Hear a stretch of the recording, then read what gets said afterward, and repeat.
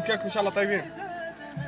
شفت المقطع، ادري التهور جاء عندكم واللي دعا واللي تحسب. انا ما فتحت الا يمكن تعليقين بس. احد اكيد انه يرضى انه يشوف امه بهذه الطريقه، سواء منه هو او من اخوه او من ابوه او من اي احد، لانه قلوبنا طيبه احنا. خصوصا المقطع طبعا قديم وشفته اكثر من مره واعيده دايم وابكي، اعيده وابكي، واتمنى اني اشوف هذا قدامي عشان اكله. والله لا اكله. امه، شفت امه يمد رجله على امه قدام العالم ذي كلها.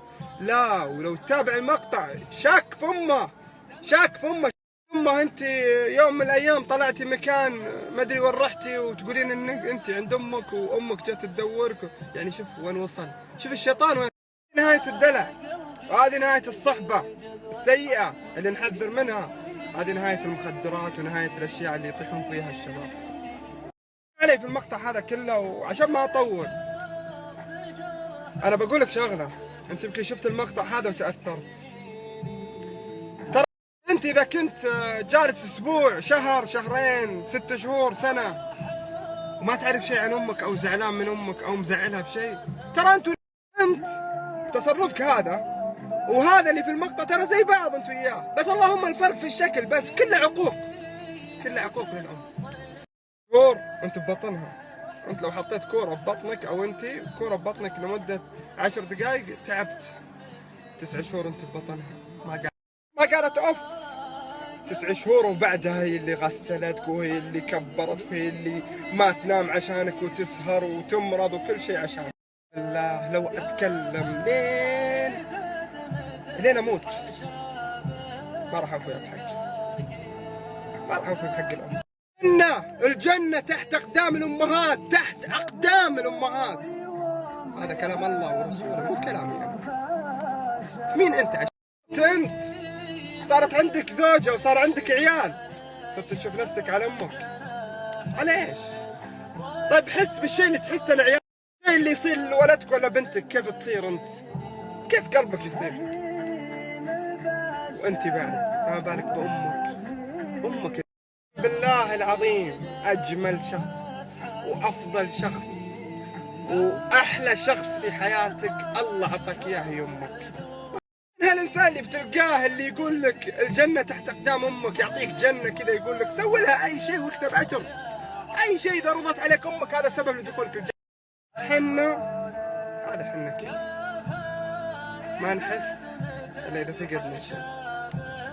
والله العظيم ما نحس إلا إذا فقدنا. ليش أنا أقول الكلام هذا وليش أعيد عن الأم وليش أكرر الكلام هذا؟ والله العظيم ما أكرره إلا لأنه نعمة ما راح تحس فيها إلا إذا فقدتها.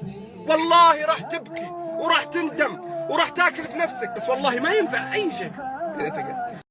اللي عاصي لأمه وعاقل أمه وأمه ما زالت حية، والله أنت في نعمة الحين. ارجع أمك. لا يغرك أي شيء، لا يغرك الوضع اللي انت فيه والفلوس اللي انت فيه والحياة اللي انت فيه وزوجتك وعيالك وكل. والله كل شيء زايل، كل شيء انت وياه.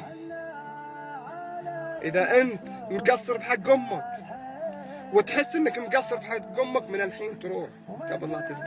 ارجع لامك. تكفى لا اشوف دمعتك.